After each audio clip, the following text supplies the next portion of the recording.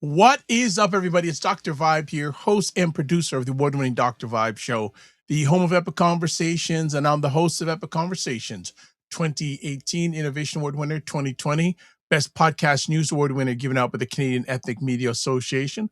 I also co-host and co-produce the only online show in the world for dads, fathers, and male caregivers, and we have reached out since 2020. Over 400,000 dads, fathers, and male caregivers around the world. I'm patiently waiting for the stats to be calculated so I can get to share with you 500,000. So as always, I'd like to say you're blessed, highly favored, a magnet for miracles, solution for someone's problem. And we are doing our first Black Canada Talking of 2026. And we can't do it without our good friend, our good man about town around the world, Cesar Ndema-Moussa. How are you, Cesar? And Happy New Year to you and your family. Happy New Year, Dr. Vibe. Thank you always for having me. And salutations to our sisters, our brothers, and allies worldwide. Always a pleasure to be here with you. Good, good, good. And what did you spend time doing over the holiday season, if anything? I hope you got some relaxation. Yes, I did. Good time spent with family. We had family from BC that came over in Ottawa with the in-laws. So yes, it was nice. It was nice. Yes. Excellent, excellent, What about you, excellent. Dr. Vibe? What about you? Well, How are your oh, look, holidays? someone asked about me. And you know what's interesting? More and more people are asking how I'm doing, which I receive that. I don't get that a lot. So when people do that, I really cherish the moment. So I appreciate it. I actually spent some time out of town, but I did some work because I loved working at that time of the year because there's less distractions.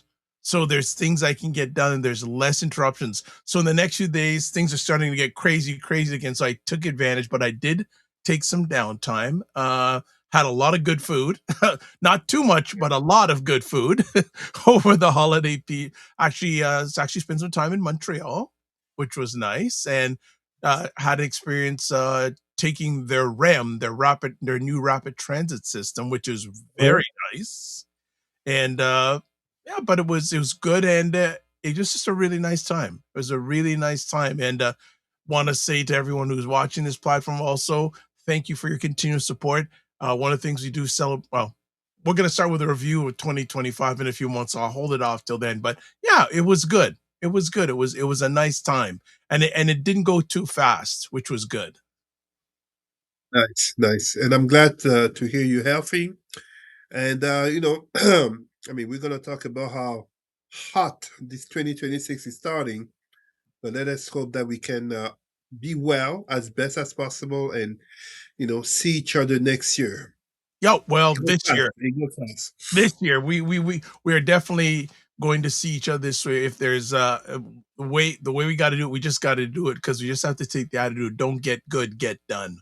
We have to get done, get things done in the upcoming year. So looking forward to growing with Cesar. And guess who's already in the room? You're the president of your fan club. Uh, Hello, Michelle. How are you? Look at Thank you. this. Thank you. Thank you. Got a message on the screen for us. Thank you, Michelle. That is fantastic. Good to have you here as always, Michelle. We're not going to spend too much time intro because there's definitely one major thing to talk about. We got a number of things to share. So what we're going to do is we're going to take a bit of a break, and when we come back, we'll be back in about 30 seconds. We come back, we'll do some housekeeping, and then we'll get into a number of things, past, present, and future. So hold on, and we'll be back in 30 seconds on Black Canada Talking. Watch Primetime Saturdays on Saturdays, 5 p.m. Eastern, where Aisha K. Staggers and Laura Lala Key try to make sense of the nonsense in American politics and culture. Watch The Morning Vibe live on Mondays and Fridays at 9 a.m. Eastern, where Dr. Vibe and Ryan Knight discuss important subjects between themselves or have conversations with people who you need to know about. We are back, and Cesar will be back in just a moment, but that's okay. He'll be with us. There he is. He is back. So let's do some housekeeping. Subscribe to the Dr. Vibe Show on YouTube and hit the notification button. So subscribe and hit the notification button. Also follow the Dr. Vibe Show on Facebook, LinkedIn, Instagram, YouTube, TikTok, and Substack. Also, if you want to advertise your business product or service on any of the platforms I'm a part of, please feel free to email me, dr.vibe at the drvibeshow.com. And can't forget Dr. Tachi, Indie Suit Media, independent content creators platform based out of Florida in the United States, 28,000 YouTube subscribers in a little over 2 years of programming. And I'm very happy to be part of that with my content. And I sit on the advisory board. And then finally, if you want to get in touch with Cesar, you can email him present@rootsandculturecanada.com. And then Facebook, Cesar Remy Emery. And let's start off with our first conversation topic, 2025 in review. What would you like to share about the past, Cesar? We can't hear you, Cesar. Oh, I am sorry. There we go. Okay. Good stuff. Yeah, we cannot start a new year without reflecting on the past one, right? And regarding 2025, and I don't think we need to be long on this, but it is undeniable that 2025 came out with challenges. And by challenges, I think many can see me talk about the Trump 2.0 term, and for Canadians, the tariffs that came with it. But I think the biggest story, unlike, for example, Time Magazine putting uh, the tech bros of the, Elon Musk, etc., as Elon Musk, Sam Altman, etc., as men of the year. I think it's more about the shifting of geopolitics into a new order. It is, and of course, everything that we will talk about, it's always tied notably to our last topic, but it is the switching of this geopolitical order, which has become, or is, it always was, but it's just more evident that it's more predatory. And when you look at, for example, Canada, it is, I think we can say, the end of a certain Canadian naivete in terms of looking at Big Brother America uh, more and more as, you know, the Trump America talking of Canada as the 51st state.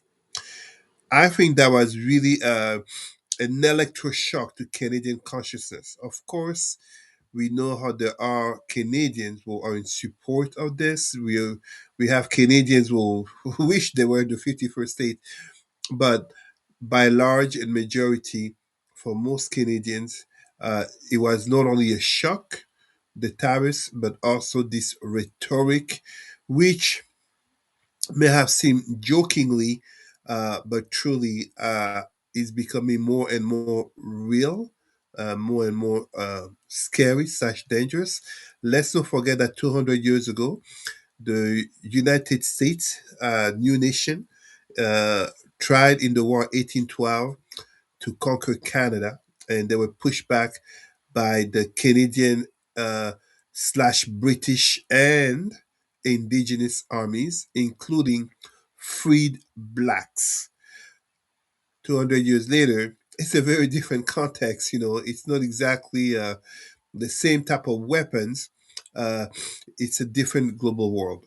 Of course, we cannot forget the situation in terms of Europe and Ukraine. And uh, I don't want to minimize it, but when we see all the monies that are given, for example, for Ukraine, it is understandable that in light of affordability, the cost of life, and so many challenges, many people have grown unsupportive of the Ukrainian plight. And it is unfair to Ukraine, but we cannot pretend not to understand why.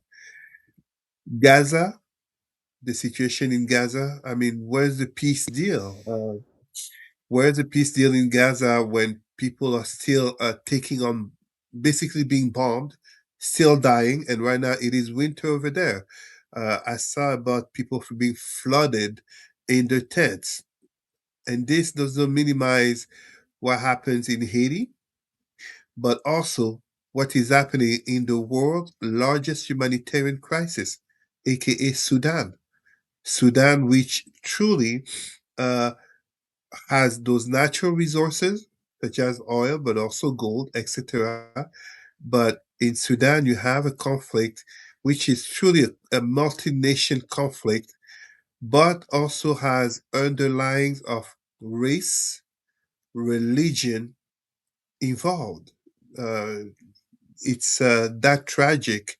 This what is happening over there, and it absolutely does not get the coverage. I mean, what's happening in Sudan, in Haiti, in Congo, don't get the coverage that what happens in Ukraine, but also in Palestine, and to be quite honest, in the Western world, what happens to uh, Israelis and Jewish people does not get the same coverage as what happens to non-whites, as in Ukraine, and non-Jewish people. Let's be careful. It is understandable. Doesn't matter proximity, right? But that proximity, what message does it send to other people in terms of the value in humanity? Um, I'm not trying to paint everything so negatively. When we look at the environment, China keeps making leaps and bounds. There was um, there was an article, I believe, that came out talking about how China in 6 months uh, planted, I think, more solar panels or renewable energy than the U.S. In I think 50 or 60 years. That's very impressive, as we do remember just a few years ago, Beijing being one of the most polluted cities in the world. So, indeed, China can be a role model in regards to renewable energy, and as it shows to other nations out there. There are many things we can talk about and many things that we can also address, and but I just want to say how, in regards to the next topic, Pan-Africanism, and also, of course, Trump and Venezuela, 2025, truly a precursor. As I was saying many times, Dr. Vibe, on your show, it's gonna be a hot summer, a hot winter as well, and we are still in winter. I also want to add another thing that happened. We had a new prime minister. Right? Like we had a gentleman who had never served any sort of political office within because of 47. One of the main reasons that he's in office is because of 47. But the thing is, we have to realize we had a really, really brand new prime minister in Mr. Carney, who had no experience in political office. Well, I would relativize the no experience in political office as having been uh, governor of the Bank of England and the Bank of Canada, which are political positions. Just, I mean, definitely economics, but at that level, you cannot do you cannot be a high level public servant without being involved in politics. At the same time, having been an advisor to former Prime Minister Justin Trudeau, also definitely has him, like, he didn't have both feet in politics, but he definitely had one solid foot across the door of politics.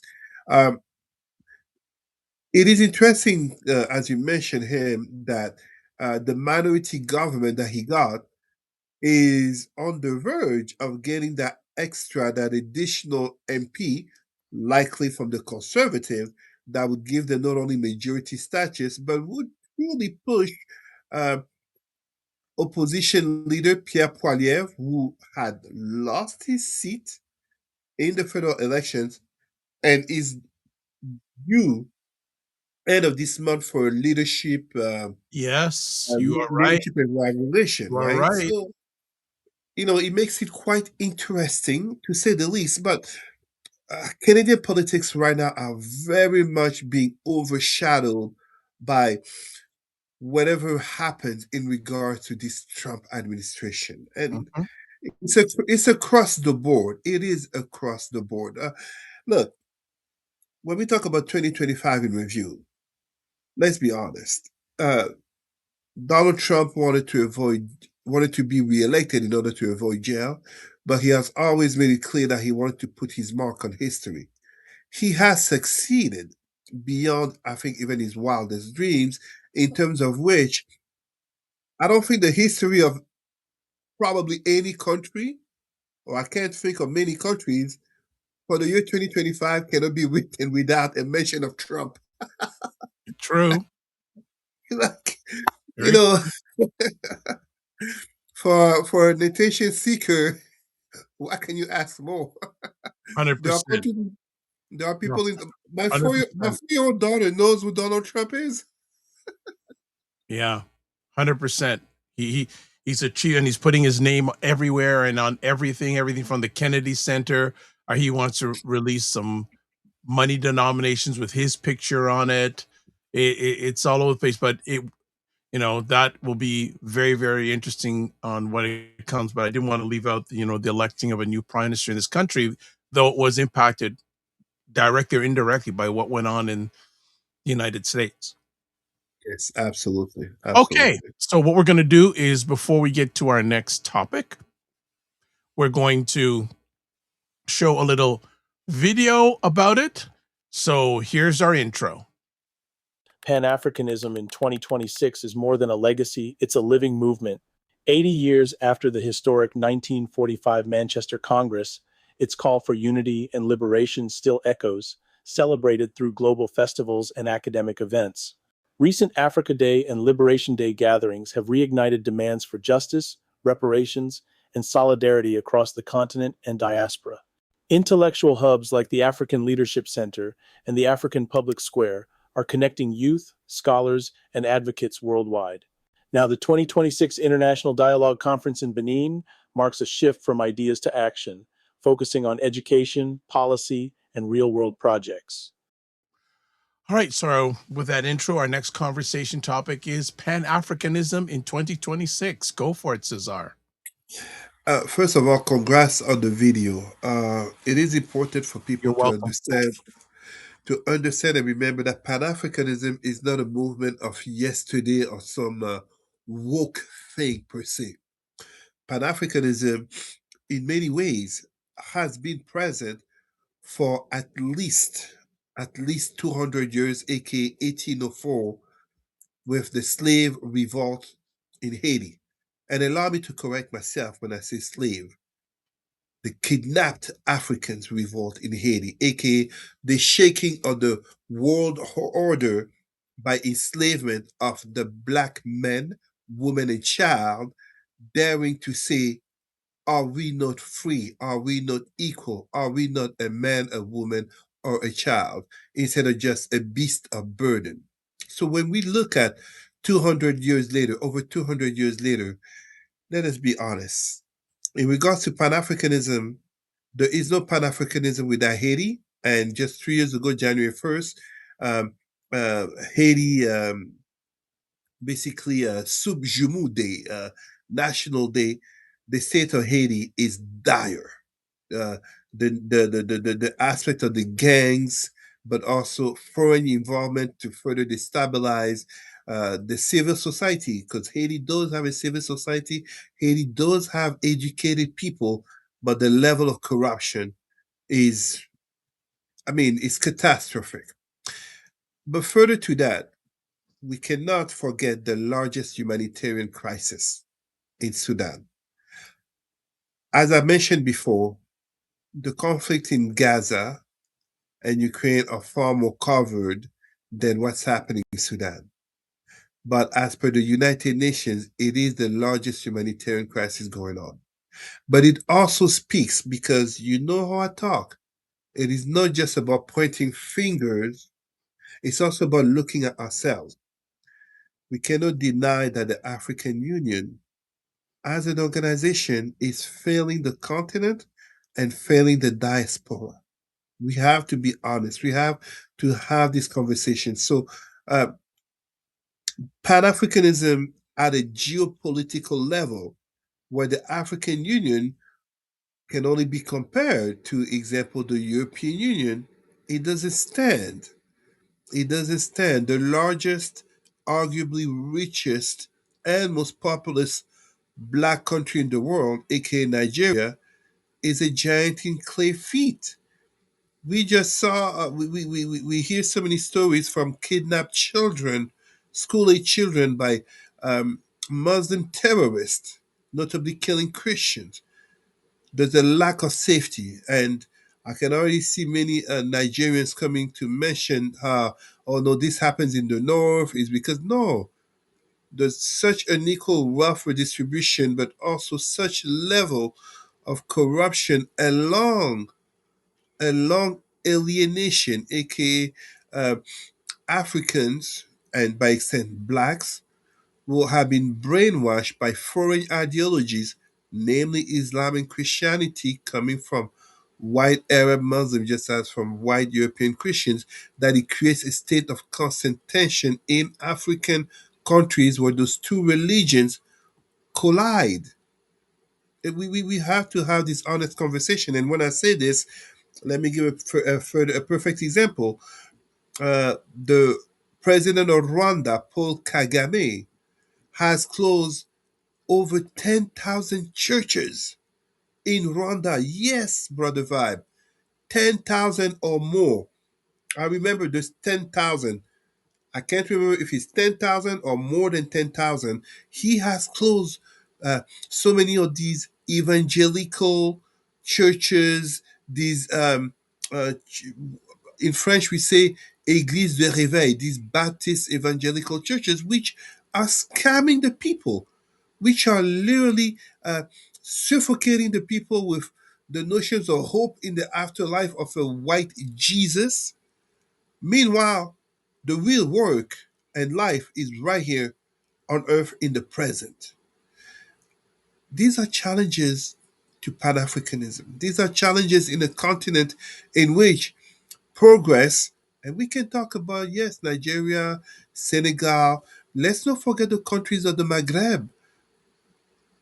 Let's not forget about Central African countries, but it's always um, curved, limited by other ongoing realities. I am born in Cameroon, and yet we are in 2026. The Cameroonian president has been re-elected for the eighth time with a mandate to be in power till he's 99 years old. It is ridiculous. Since 1982, everybody understands. Everybody understands. It's a mockery of democracy. And I am not an advocate that Africans/Black people do democracy as per Europeans and whites, but we have to be honest. It's a mockery. We have the Maghreb, where right now you have in North Africa, in Morocco, the African Cup of Nations, so the continental competition in soccer, football. And not far from there in Libya, you still have an ongoing civil war that's been raging since 2011.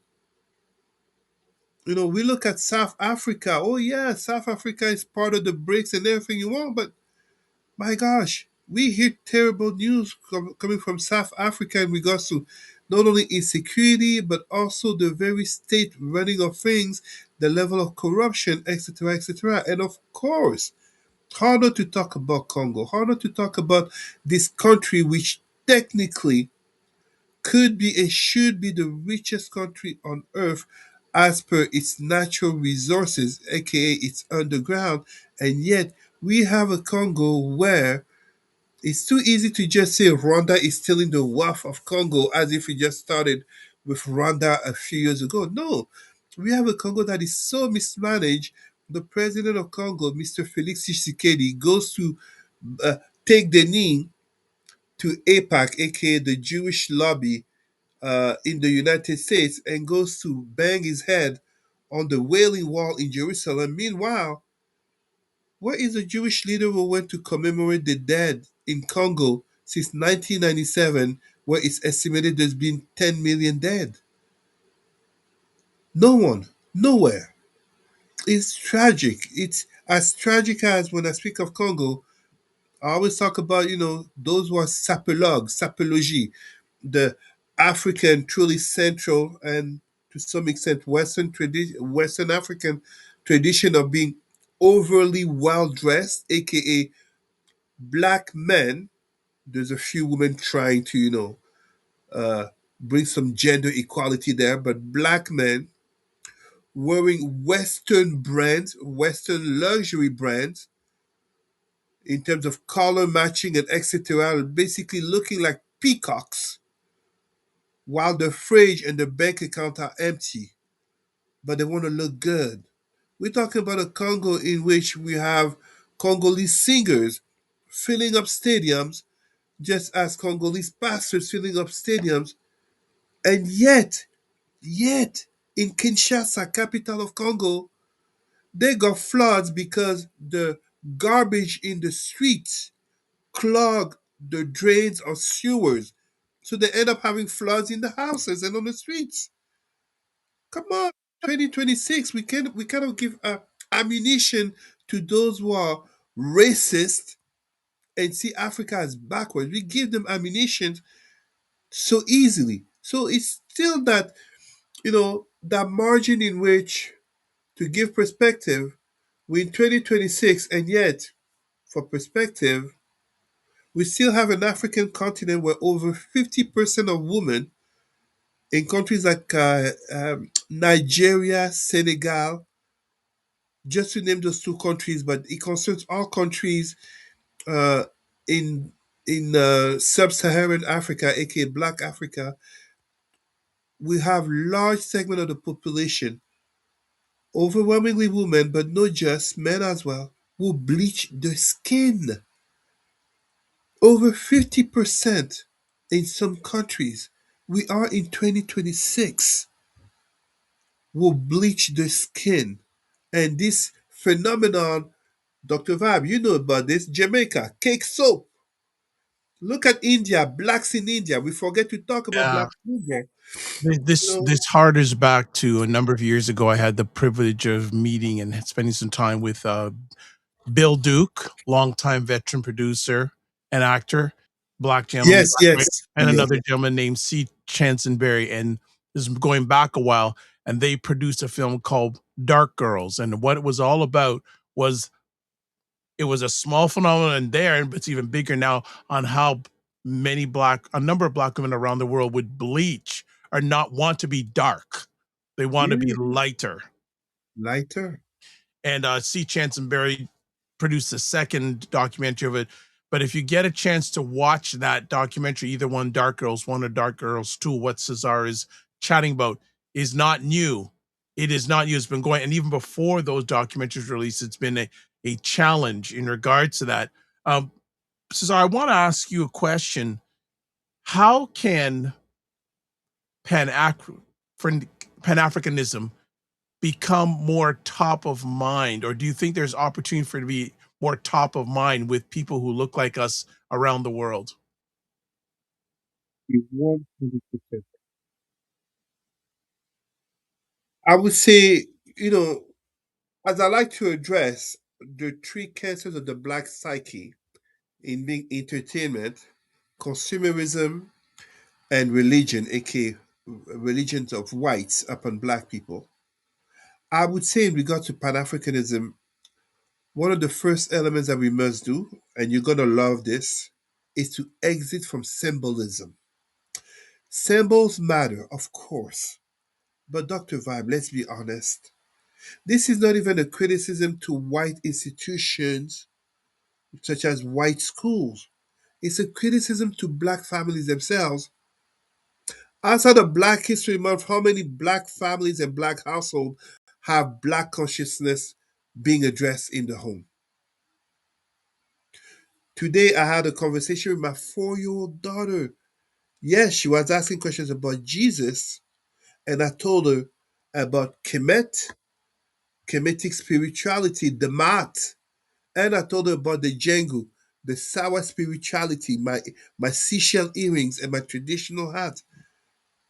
We don't need to wait for Black History Month. We don't need to wait for Kwanzaa. And by Kwanzaa, how many black families, notably African Americans, celebrate, acknowledge Kwanzaa, acknowledge Subjumu? recognize Emancipation Day. We don't need to wait for February. We need all year long to have black consciousness in the same way that any week, Dr. Van, any week, you turn on TV, flip channels, you will see something addressing the Holocaust, Jewish history. You will see something every week addressing white European history. And that's a good thing. I watch it. Was it yesterday or 2 nights ago? I was watching about the Hitler Youth. I was watching about the Hitler Youth. One of my opa, so father to one of my aunts by marriage, is German. He was an opa. He was a Hitler Youth. He's 92 years old. 92 years old, sorry. So let us always keep our mind open to learning about others, but also learning about ourselves. And it's not about Black History Month or Kwanzaa, it's year long. That's how we cultivate our sense of identity and pride. But instead, what do we keep seeing? Yesterday, I discovered there's some TV show. I don't know what channel it is, and I'm not trying not to mention the channel. I really don't know. I saw this on Facebook. They had some show about how do you call this thing? The BBL, Brazilian butt lift. Some web show or TV show about the BBL. It's I overly criticize this show, Pop the Balloon, because it's not a serious show. But yes, you can have a couple there that finds um, common attraction, sure, or interest or love. Who cares?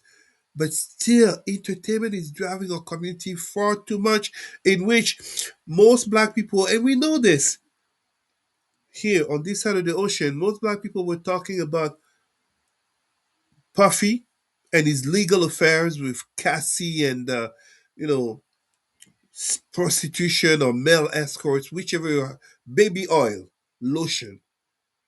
Then they had a conversation regarding Black consciousness. We know this about our people.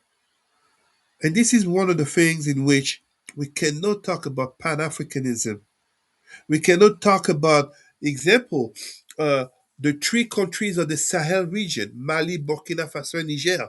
We cannot talk of supporting them, supporting the independence, the Thomas Sankara, Patrice Lumumba, Martin Luther King, Malcolm X of the world, without looking at ourselves in terms of what we can do better. It is not just about putting, such as I have right here in my office, to put this beautiful representation of some of our leaders, but not live to these ideals on a daily basis, such as being the community dad, such as uh, I look at some of our brothers who are, how do you call this thing again? In the red pill, black red pill movement, etc. To what extent can you claim to be black and proud if you're always jumping at any occasion to insult and trash black women? Inversely, to what extent can you say that you're black and proud if you're always attacking and bashing black men? At the same time, at the same time, does being a black man or black woman in an interracial relationship make someone a traitor to the race? Of course not. Of course not. The Pan Africanism that I have is one in which all black, all of our people, and when I say our people, you know me, Dr. Vibe, those black people in India are our brothers and sisters. They've been brainwashed being even darker than us and saying that they're not black. That's brainwashing. We forget about our brothers and sisters, indigenous of Australia, falsely called Aborigines. Aborigines, English, abnormal. Those indigenous people of Australia, but also from the Pacific, Moana, those are our brothers and sisters.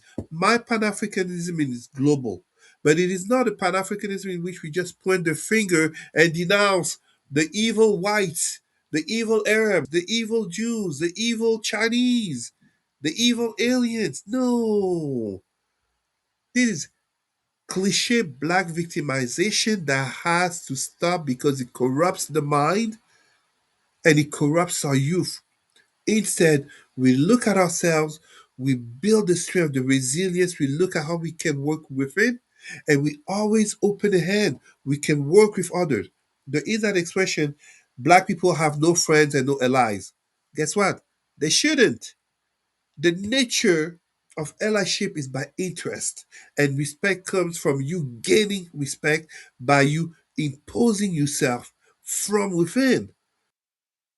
There's more we could get into, but we've got a whole rest of the year to get into that. So we'll leave it at that, because one of the topics I want Cesar and I'd expound on is this whole area of we not liking each other.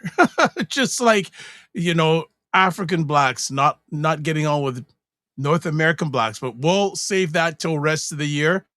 That's a whole conversation topic. If you don't mind, I will just mention this one little thing. Yeah. When you say we don't like each other, and you're right, there is an entire business and interest that's there to make black people destroy one another.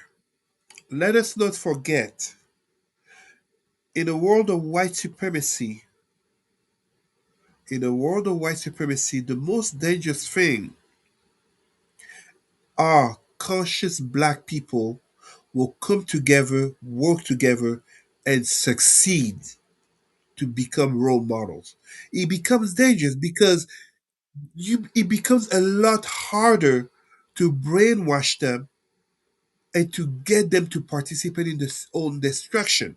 It becomes harder to sell the blonde hair, blue eye Barbie to the children, just as it becomes harder to see them going to church and to hear slave obey your master, just as to go to the mosque and to hear a vision of Jannah, aka Islamic paradise, in which the people are white. I know our Muslim brothers and sisters will be in denial. I'm a former Muslim. I know our Christian brothers and sisters will be in denial. I am a former Christian as well. A conscious black person who becomes further involved in the community becomes truly a reflection of the glory of our deserving ancestors as activists. They build the courage, they become more respected. This is pretty much something I've said many times about how me wearing African clothes at work in the office is not to impress anyone, but I'm African, regional director. So when I have public servants of African as Caribbean background, seeing that, the shock to them, but then eventually the courage and the comfort for them to come to work wearing African slash traditional clothes. It feeds into the identity and the sense of self that they don't have to wear that mask. They can take off the code switching. They can take off the white passing. They can dare to be black. And surprise, most white people will respect you. Most white people, as far as I know, as far as I experience, most white people don't wake up thinking, what can I do today that's racist? But it's too many black people who have internalized inferiority complexes, internalized racism, internalized religious trauma, and thus put on masks to hide their blackness. All right. We are going to get to our final conversation piece. And the final one, I don't think you'll be surprised what it's about, but let's do an intro video. In a stunning pre-dawn raid, U.S. forces captured Venezuelan President Nicolas Maduro and his wife, Celia Flores, in Caracas. The dramatic operation, codenamed Operation Absolute Resolve, involved over 150 aircraft, airstrikes, and a rapid extraction to a U.S. warship. Both are now en route to New York to face criminal charges, including narco-terrorism. The U.S. plans to temporarily administer Venezuela and use its oil reserves to finance the occupation. The move has sparked international outrage, with countries like Russia and Cuba condemning it, while Venezuela's opposition hails it as a moment of liberation. What do you think of this unprecedented action? All right. And it's interesting. We've been talking about this over the last few weeks, and it finally went down yesterday. U.S. captures Maduro and wife in daring raid. They are on in New York right now, and probably sometime this week, the week of January 4th, 2025, they're going to be in a U.S. court arraigned on a number of charges. Dr. So last Vibe, time we did Black Canada Talking, we talked about we chat about the subject, and one of the things I asked you was U.S. going to go to war with Venezuela? He said you can't underestimate anything. So it went down. What are your thoughts about this subject? Dr. Vibe, let me give you the latest info that I have. Nicolas Maduro will be in court tomorrow, noon time, Eastern time. So it's because I saw this on the French news in which they were saying 6 p.m. Paris times, which translates to noon our time. Dr. Vibe, there's so much to say about this, so much to say. Hold on a second. This is what I was looking for. I think I have it right here. Yes, I do. I have this book. I may have shown you this book before. I encourage our brothers and sisters and allies to get this book. This book, before I show the book, it's a little bit dated, 2007. But the very title of the book and the subtitle speaks volume. Are we Rome? The fall of an empire and the fate of America. There is so much to say about this Donald Trump slash CIA Delta forces intervention in Venezuela capturing Nicolas Maduro and his wife. First, on a light note, I, I, I'm glad I remember because I'm like, I must say this on air. The effectiveness of the operation kind of reminds me, and I'm sure Dr. Vibe, you're going to agree with this. Remember those Chuck Norris movies, Delta Force, back in the 80s? Yep. When America was seen as invincible, Chuck Norris is doing a karate kick to everything. These are the special forces that we need to have if the aliens come. So before, and I know many people will be like, what is this guy saying? Like, he's supporting America? What kind of Pan-Africanism is this? No, I'm not.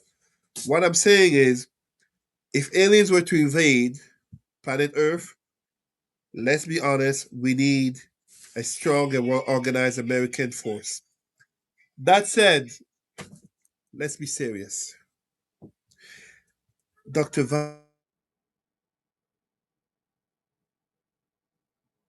It goes back to what I was telling last year. In 2024, the four men that are blamed for Trump, the four men that are blamed for Trump, one of them, Justice Roberts, who has given Trump immunity on anything and everything he does. Let's be fair to Donald Trump. He is not the first president to go bomb a foreign country without Congress approval, but he has a certain way, an imperial way, which he has given a name. He gave it a name. Remember in that interview, in that press conference, sorry, where we talk about the Monroe Doctrine, Trump called it the Donroe Doctrine. But it's different today than in the time of Obama and even Bush, because many people are talking about the similarities with the Iraq War and the pretense of weapons of mass destruction, where here we have the pretense of cocaine as drugs. Meanwhile, because of course, the hypocrisy, going to war against Venezuela to capture Maduro, meanwhile releasing former president of Honduras, if I'm not mistaken, President Yes. Hernandez, was a drug lord. Yep. But even the creation of this notion of narco trafficker, drug trafficker, Pablo Escobar at a presidential level. Look, I am not here to support Nicolas Maduro.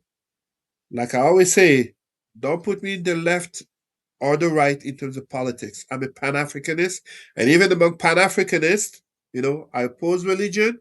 I support Black LGBTQ. Even most Pan-Africans will be like, no, I'm not siding with this guy.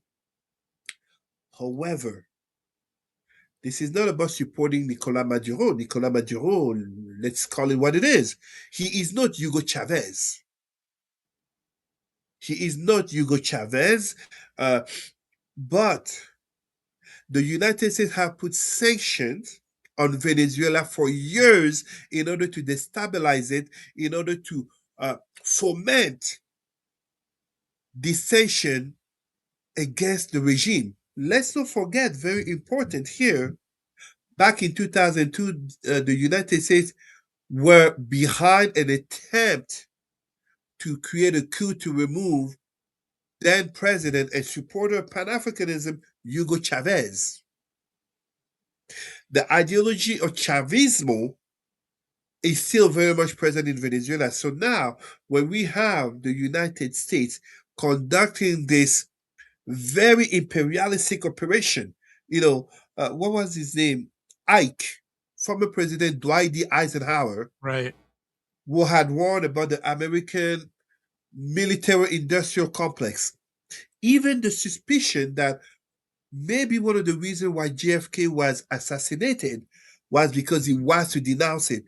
Truly, this is what we are seeing. What we are seeing in terms of which Trump, more than Obama and even Bush, even Clinton, etc., coming forward, and he said it in a press conference. This is not but Cesar. This is not some analyst. No, Trump said it himself. He kept talking about oil. He wasn't talking about democracy. This, this inspires me to the words of our great leader, Malcolm X. Brother Malcolm X, who talked about the chickens coming home to roost. Because you can only go so far in the aggression and oppression of others, notably in your area, to surprise yourself that it may blow back in your face. A reminder of September 11 in terms of American geopolitics.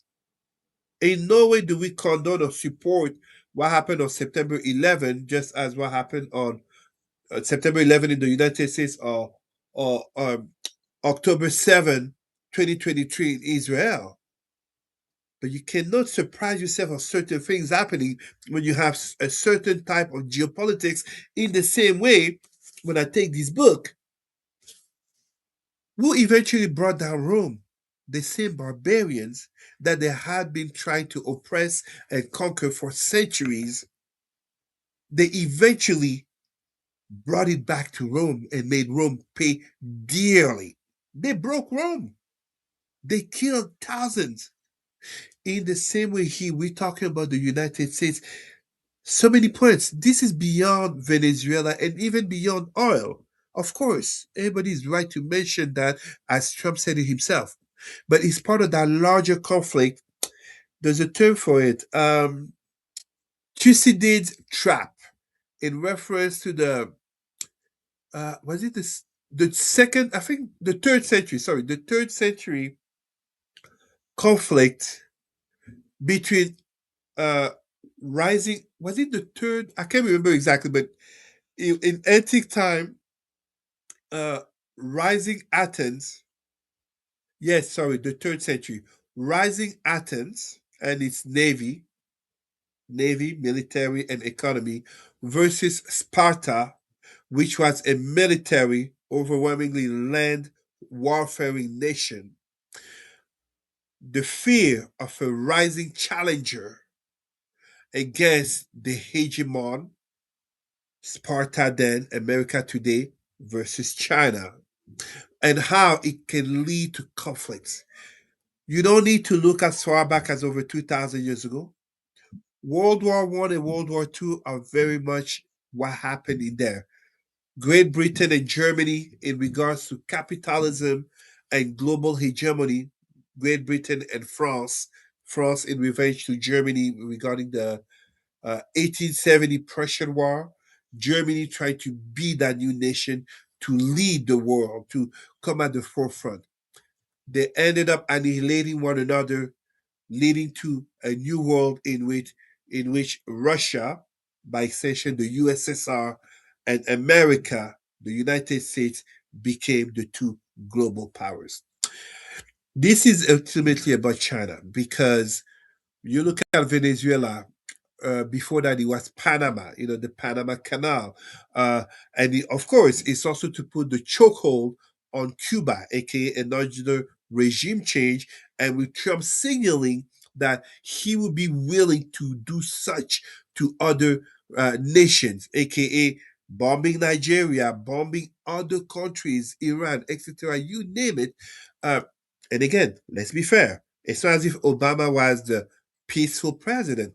Congrats for killing Osama bin Laden, but this is very much American imperialism in full effect with that hypocrisy for everyone and anyone to see. And here, it's undeniable. It's undeniable that the Trump voters, aka MAGA, got fooled, caught in the logic of America first. America first doesn't go back to Trump. It goes to about 100 years ago, the 1920s, 1930s of American isolationism, aka we don't even participate in foreign wars. At the very most, is to keep the American sphere of influence. But the American sphere of influence included starting wars. I think this was in the 50s against in Guatemala, a regime change over Dr. Vibe. Hear me, the price of a commodity. Guess which commodity, Dr. Vibe? A commodity on the stock market. Mm-hmm. Bananas. In the 1950s, the United States went to war, created regime change, a coup over the price of bananas as it has an impact on breakfast. I mean, it's what can we say? What can we say? Do I have your permission to read something? Take about 90 seconds to read something. Please go ahead. Okay, so this article is from The Atlantic today, and I'm going to read the first three paragraphs. In a telephone interview this morning, President 47, I don't use his name, issued a not so veiled threat against new Venezuelan leader Delcy Rodriguez, saying, quote, if she doesn't do what's right, she's going to pay a very big price, probably bigger than Maduro, referring to Nicolas Maduro, now residing in a New York City jail. 47 made clear that he would not stand for Rodriguez's defiant position of the armed U.S. intervention that resulted in Maduro's capture. During our call, that's the Atlantic, 47, who just arrived at his golf club in West Palm Beach, was in evident good spirits and reaffirmed to the reporter that Venezuela may not be the last country subject to American intervention. Quote, we do need Greenland, absolutely, unquote, he said, describing the island, a part of Denmark, a NATO ally, as, quote, surrounded by Russian and Chinese ships, unquote, and discussing Venezuela's future. He signaled a clear shift away from his previous distaste for regime change and nation building, rejecting the concerns of his many in his MAGA base. Quote, rebuilding there and regime change, anything you want to call it, is better than what you have right now, unquote. Can't get any worse, unquote. The severe tone he took with Rodriguez contrasted with praise he had offered her yesterday, hours after U.S. military forces attacked Caracas and captured Maduro and his wife Celia Flores for criminal prosecution. 47 said in a news conference after the attack that Rodriguez has privately indicated a willingness to work with the United States, which 47 declared would temporarily, quote, run, unquote, her country. So I just wanted to read that update. And let's not forget here, Greenland, if I'm not mistaken, has natural resources, notably rare earth. Nigeria has oil, but you look at the map, what's on top of Nigeria? The three Sahel countries, Mali, Niger, Burkina Faso, will have called in Russia and China not only to boot the French former colonizers, but also to develop themselves. And they've been doing great, way greater than expected, with notably population support. This American giant hegemony that is falling is basically displaying the behaviors of the wounded animal who was the king of the jungle. Strike harder, strike more, remind everyone who's the boss. But what usually tends to happen when you destabilize a country, because now people will say, Cesar, you are exaggerating. Didn't you see the videos of people cheering during all that? How did people in Iraq reacted at first in 2003? They celebrated. How did people react at first in Libya? They celebrated. The celebration means nothing when a few weeks and months later, especially years later, as factually documented by American interventions in Latin America, just as in the world, America tends to fail in terms of the after program. The initial strike or conquest, of course, what a surprise. It's the USA, the number one military in the world. What is it? What's the defense defense. What's the war budget? The Department of War, as he renamed it. In the US, it's borderline at $1 trillion because people have to remember when in Congress, in the State of the Union, usually they mention usually between 750 to $900 billion. That's not necessarily counting contracts and even the use of mercenary forces, such as in regards to Venezuela. The conversation is being held in terms of the exploitation of those oil fields. So it's one thing to have the resource, as for example, Africa has a resource. It's another thing to extract, but also to do the finishing work, the refinery work of the resources. Example, Senegal right now, but also Mali. You look at Botswana regarding diamond. The real wealth is not, I give the example of diamond because that might be easier for people to understand. The real wealth is not finding the rock.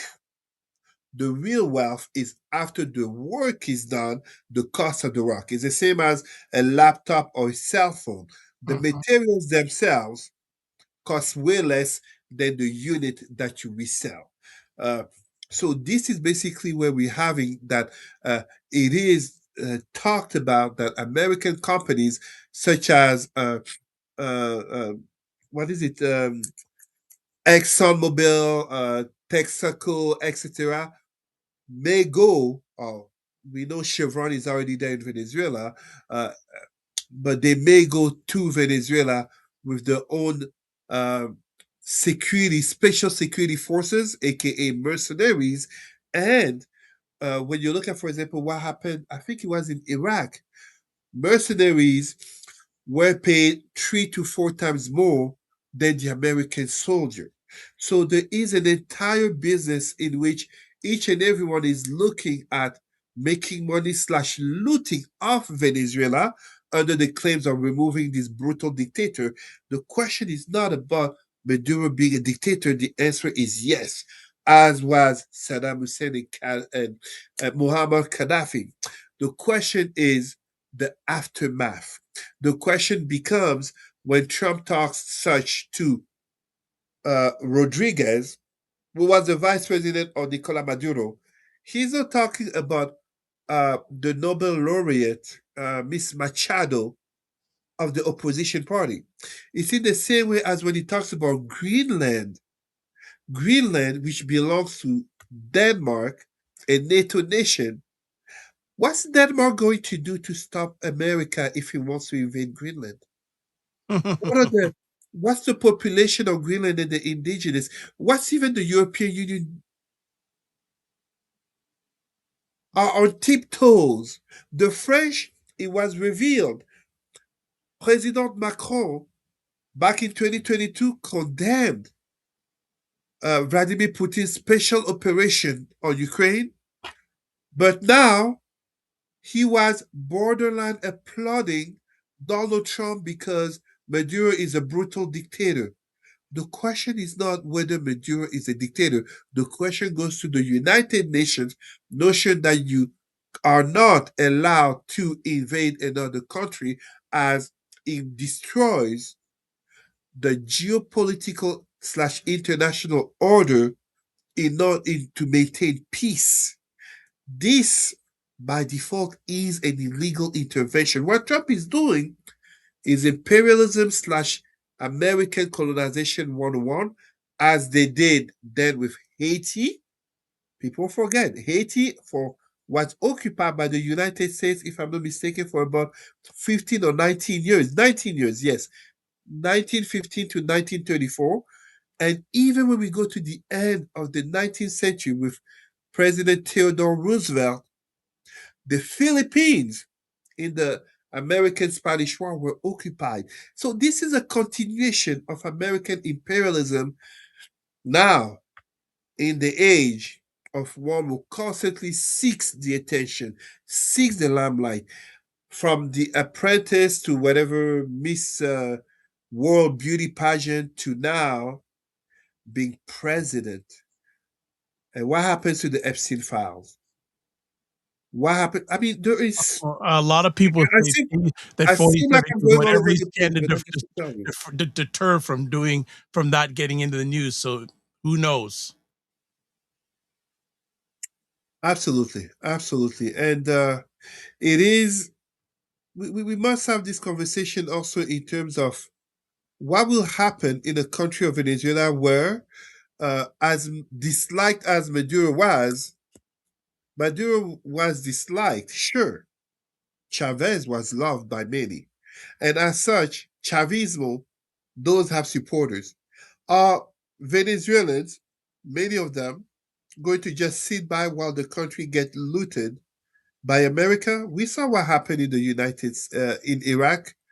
We discovered the term called IEDs, improvised explosion devices, that the insurgents, and we say insurgents, these are the locals, the nationals, these are the former police members, these are family members who basically lost family members to the Americans, just as back in 1994, Black Hawk Down.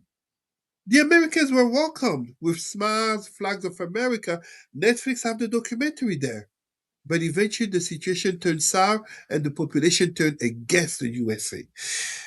I worry because with this Donald Trump in in the White House, I will use the words of Kamala Harris. I think she said that Donald Trump was a very unserious man, but you have to take his words very seriously because he sits at a level of great power or something. A serious man, but you have to take his words very seriously because of the power that goes behind his words. And indeed, he's using it. Marco Rubio said it.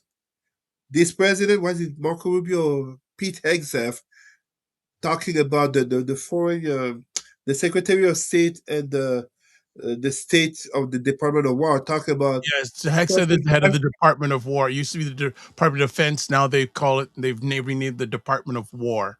Yeah, and the most unqualified cabinet letting the world knows with this president, if you F around, you're going to find out. Whew, many people can't wait to the midterms. Well, that's going to be interesting. One last thing, because I know you got to go. How do you feel the average American is thinking about this? Let's be honest. There is an expression I remember from back in my 20s, which was Americans discovered the geography of the world in relation to American imperialism, aka, there was a time everybody was talking about Iraq. And in terms of the black community, this is where we got the expression Chirac, Chicago, Iraq, in terms of the gang violence.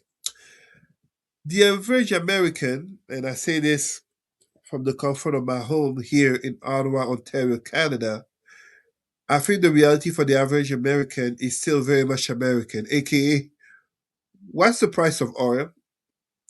The price for groceries? Can I get a new car? Um, Can Can I still get those tickets to go entertain myself at the baseball, hockey, football, basketball game? Can I still, to use Donald Trump's language, can I buy my daughter $37? This billionaire talked about you don't need to buy your children $37 as if anyone actually buy the kids $37. No, the average American, but here I really would focus on the Trump voters. To which point do they reach that fork on the road where they ask themselves whether they've been conned yet again?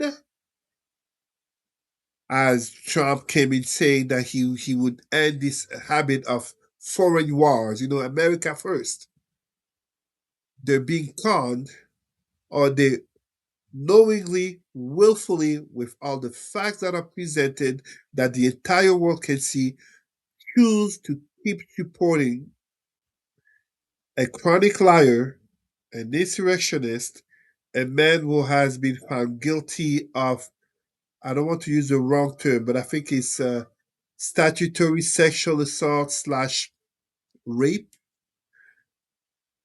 Adisa insurrectionist, fraudster, aka Letitia James, the case against her having been rejected as non-solid at all.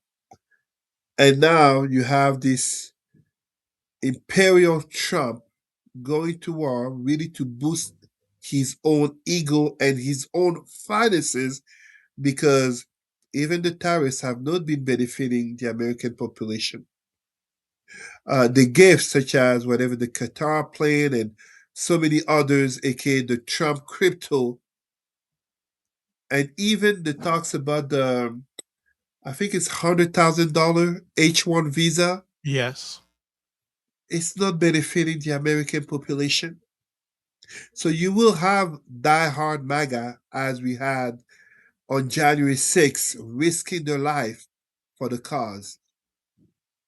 But the question becomes, at what point are they going to wake up? Because ultimately, I think we can agree there is not a country that will have the nerves to try to assassinate or kidnap Donald Trump. And I'm not calling for such. I am not calling for such. Kind of when Charlie Kirk got assassinated, we can disagree passionately, but never into violence and calling for the murder or death or assassination of anyone because we disagree with them in words. However, politics leads to real life consequences. And just as we saw in January 6th, I keep leaning towards it. The No Kings protest, and now you see the latest chapter in Trump's whatever history book is the Venezuela thing. It will be Americans who will have to rid the world of Donald Trump, because this Congress is useless, the Supreme Court is useless, Joe Biden was useless, Merrick Garland was useless. I forget his name. Not Chuck Schumer. The former Republican senator. I forget his name. Uh, they were all useless. They were even complicit. Because if he was Black Donald Trump, I've said it before, Dr. Vibe, you know where I'm going saying this. If he was a Black Donald Trump on January 6th, at the end of the day, he either would have been jailed or he would have been shot. And we all know that. We all know that. I dare anyone to challenge me that if January 6th had been led, the question is no longer if a black man could have been president. Obama was there. So 2016, yeah, Black Donald Trump could have been one, could have become president. But what doesn't have a precedent is January 6th. If it was a Black Donald Trump, he would have been jailed or killed 100%. So all of these men in power, Mitch McConnell, sorry, the Republican senator I was thinking of, Mitch McConnell, All of these men are responsible for the situation that we have now because they enabled him, just as 90 years ago, the leader of a small Bavarian party,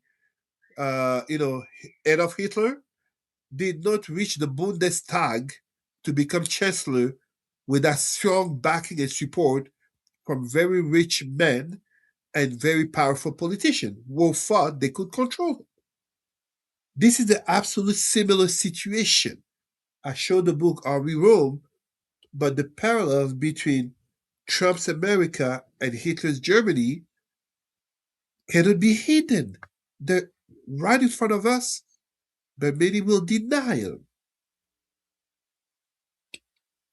All right. We'll finish off with that. So, as always, I want to have, say, a, I have a few minutes. I have a few minutes. That's fine. oh, no, okay, all I right. gotta And then, go. all right. So, then I want to continue with this conversation topic. Uh, should we in Canada be concerned? We absolutely should be concerned. And I thank you for asking the question. I'm a little bit embarrassed that I didn't mention that. We absolutely should be concerned.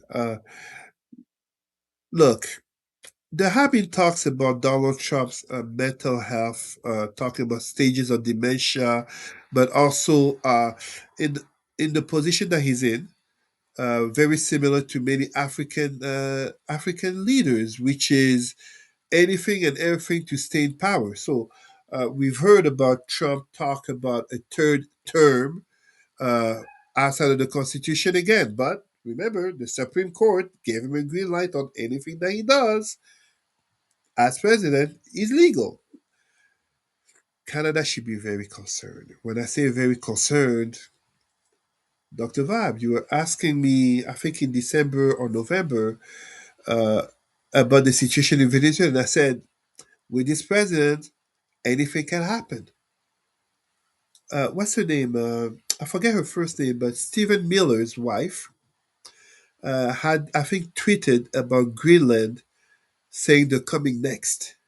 What's Denmark going to do if the US sends a force to take over Greenland? What's Denmark going to do? England and France are not going to go to war against the US, even though they have the nuclear weapons. England and France are not going to go to war against the US to defend Greenland. Nobody's going to go to war to defend Greenland. Russia and China are not going to go to war to defend Greenland. Guess what? What message is he sending to Zelensky, who basically insinuated, well, I guess I can be captured too? What message is he sending to Taiwan in regards to China taking it over by force? What message is he sending to Canadians in regards to Americans? And when I say Americans, I'm really obviously, I don't want to make it seem like all Americans share or agree with Trump actions. We know it's not the case. We saw the No King protests. We saw the elections. We see the Donald Trump's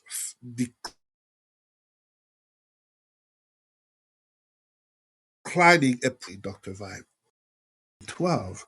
This is not the musket that you load and all this thing, or the arc. If an American force crosses the border and decide to take over Canada,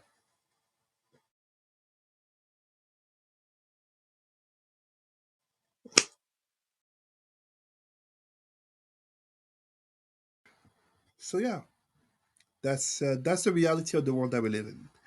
Well, it's And interesting this you is say. this is this is a reminder for Canada to become less and less reliant on America and truly to become the independent nation it claims to be. Because Canada has a lot of potential, natural resources, and many allies, if not business partners, it can do business with, than to have so relied on America. Former Prime Minister Stephen Harper, if I'm not mistaken, it was him, he had said, this is a difficult moment, but in 30, 40 years, Canada will be thankful to this president for having forced it to enter the adult stage of its independence as a nation. So just That would update be you. You're trying to remember the lady's name is Katie Miller, wife Katie of Miller. Yeah. 47's Deputy Chief Staff Stephen Miller. Today put the contentiously altered image of the Danish Autonomous Territory, which is Greenland, on her X feed late Saturday, hours after the U.S. military operation against Venezuela. Her post had a single word above it: soon. Yeah. So in response, Denmark ambassador to the U.S. Jesper Moller Sorensen reacted on Sunday with his own post saying, quote, "We expect full respect for the territorial integrity," unquote, of Denmark, above a link to Katie Miller's image. In the predatory world of geopolitics that we live in, aka realpolitik, the strong use force, the weak use diplomacy and law. This is why the European Union speaks about human rights and international order, while the strong use other means. That's it. That's my word, Dr. Vibe. All right. We are done. That is a wrap. Want to say thank you, as always, to Cesar for taking the most valuable thing in his life, his time, to hang out with us again. If you want to get in touch with him, email president@rootsandculturecanada.com. Also, Facebook, Cesar Remy Emery. And then if you want to get a hold of me, or just some few things, subscribe to the Dr. Vibe Show as always. One of the celebrations in 2025 finally passed over 2,000 subscribers on the YouTube page. So I know, thank you if you've subscribed already. If you haven't, please do if you're up to it. And also, I know a lot of people watch this, but they don't subscribe. So please subscribe and hit the notification button. Also, to advertise your business, product, or service on any of the platforms I'm a part of, please feel free to email me, dr.vibe at the dr.vibeshow.com. Also, if you want to find out more about me, go to taplink.cc/the dr.vibeshow. And then finally, you can watch replays of this epic conversation on the Dr. Vibe Show on YouTube, Facebook, and LinkedIn, and the Dr. Vibe website, the dr.vibeshow.com. So as always, it may be a new year, but we always end it off with like this: live your life as a dream. If you can dream it, you can make it. Sometimes you have to get small to get stronger. Block assumptions, aim bigger, aim better, aim higher, aim wider. Love, faith, and respect. And don't just manage your time, manage your energy. Remember to give yourself grace. And if you're not making money, make history. Try to do both. And as always, God bless. Be well. Keep the faith. And walk good and make it better. Take care.